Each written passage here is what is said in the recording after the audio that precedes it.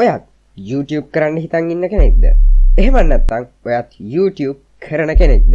content එකක් upload කරන්න ගියාම ගොඩක් data යනවාද?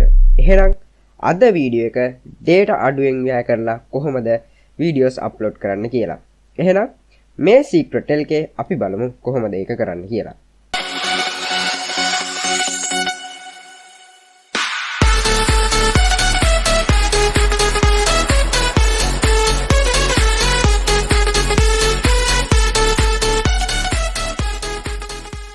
right ඉතින් ගොඩක් කට්ටියට තියෙන ප්‍රශ්නයක් තමයි ඕගොල්ලෝ මොකක් හරි වීඩියෝ එකක් හදලා ඒක එඩිට් කරලා රෙන්ඩර් කරලා ඔක්කොම කරලා ඉවරනට පස්සේ පට්ට ෆයිල් සයිස් එකක් එනවා.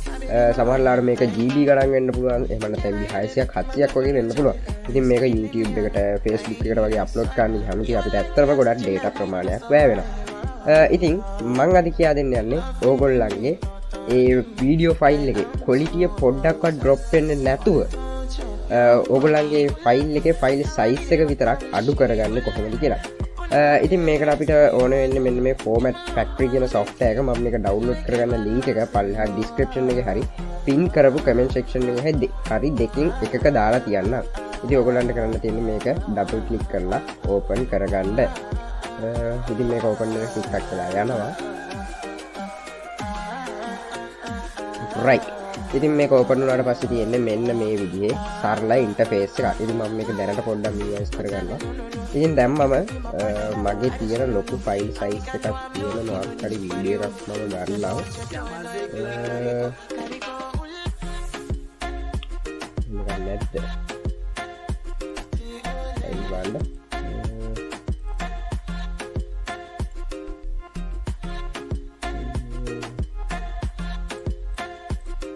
right ඉතින් මම මෙන්න මේ සින්දුව ගන්න.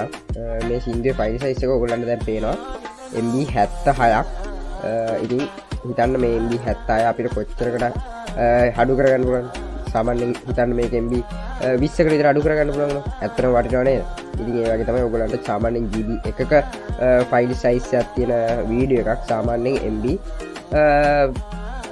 400කට වගේ අඩු කරගන්න පුළුවන්. ඉතින් කිසිම අවුලක් නැතුව ඉතින් MB 400කට අඩු කරනවා කියන්නේ ඇත්තටම ලොකු දෙයක්. GB එකක් යන එක MB 400ක් විතර කරගන්නවා කියන්නේ. ඉතින් අපි බලමු මේක කොහොමද කරන්න කියලා. ඉතින් දැන් ඔයගොල්ලන්ට මතක ඇති මේකේ ෆයිල් සයිස් එක MB 76ක් වෙනවා. ඉතින් මම කරන වැඩේ format factory එක අරගෙන මේ වීඩියෝ එක මේකට drag and drop කරලා දානවා. ඉතින් drag and drop කරාට පස්සේ මෙතන එන්නේ මෙන්න මේ වගේ format එක. ඉතින් ඔයගොල්ලෝ අනිවාර්යෙන් මේක කරද්දී ඔයගොල්ලන්ගේ වීඩියෝ එක MP4 කරලා තියාගන්න. ඉතින් මෙතන ඊට පස්සේ MP4 select කරලා මෙතන change එකට ගිහිල්ලා මේක save වෙන්න ඕන තැන දෙන්න. ඊට පස්සේ save වෙන තැන ඔයගොල්ලෝ okay කරන්න. ඊට පස්සේ මෙතන දෙනවා okay and start කියලා. අන්න ඒක එකපාරක් click කරන්න. ඊට පස්සේ මේක මේ විදිහට render වෙන්න යනවා. ඉතින් මේක ඔයගොල්ලන්ගේ PC එකේ specs අනුව මේක render වෙන්න යන වෙලාව වෙනස් වෙනවා. ඉතින් අපි බලමු මේක render වුණාට පස්සේ කොච්චරකට MB ගාන අඩු වෙලා තියෙද කියලා. right ඉතින් ඔන්න මගේ වීඩියෝ එක නම් export වෙලා ඉවරයි. ඉතින් අපි බලමු මේකේ කලින් size එක MB 76.2යි දෙකක් තියෙනවා. ඉතින් බලමු අපි export වුණාට පස්සේ වීඩියෝ එක මේකෙන් export වුණාට පස්සේ ඉතින් ඔයගොල්ලන්ට පේනවා export වෙලා තියෙනවා MB 73.5කට අඩු වෙලා තියෙනවා. ඉතින් මේක මෙච්චර පොඩි ගානක් අඩුනේ. අතරම හේතුව මේක වීඩියෝ එකේ quality ඉතින් පොඩ්ඩක් විතර අවුල් මේක resolution size එක. සාමාන්‍යයෙන් ඔයගොල්ලෝ ගද්දි මේ වගේ වීඩියෝ size වලට හදන්න නැති නිසා සාමාන්‍යයෙන් එක්ක 720p එක්ක 1080p වගේ හින්දා මීට වැඩිය හොඳ results එකක් ඔයගොල්ලන්ට ගන්න පුළුවන්. මම ගාව ඇත්තටම ඒ වගේ වීඩියෝ එකක් දැන් මේ වෙලාවෙ නැහැ. මගේ පරණ රෙකෝඩ් කරපු වීඩියෝ එකක්වත් නැහැ.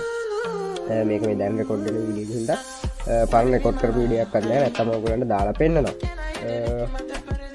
කොහොම හරි මේක try කරලා බලන්න. ඇත්තටම මෙතන පොඩ්ඩක් අඩු වුණාට ඇත්තටම ඔයගොල්ලන්ට ලොකු results එකක් ගන්න පුළුවන්. මාත් මේක පාවිච්චි කරන හින්දා තමයි කියන්නේ. මොකද මගේ සාමාන්‍ය MB 600 කරා 700 කරා එක වීඩියෝ එකට අප්ලෝඩ් සයිස් එක එනවා. ඒතකොට මම කරන්නේ මේක දාලා පොඩ්ඩක් කන්වර්ට් කරාට පස්සේ සාමාන්‍යයෙන් MB 300කට 400කට ඊට වැඩි අඩු වෙන වෙලාවල් තියෙනවා. 300කට විතර 350කට විතර අඩු කරගන්න පුළුවන් MB 600 විතර වීඩියෝ එකක්. ඉතින් මට ඒක ඇත්තට වටිනවා data ප්‍රශ්න තියෙන වෙලාවට. ඉතින් මේක try කරලා බලන්න. ඇත්තටම වටින software එකක්. මම මේක download කරන්න link එක පල්ලා description එකේ දාලා තියන්න. එහෙනම් තවත් වීඩියෝකින් තවත් දවසක සෙට් වෙමු. එතක ඔයගොල්ලන්ට සුබ දවසක්. ජය වේවා.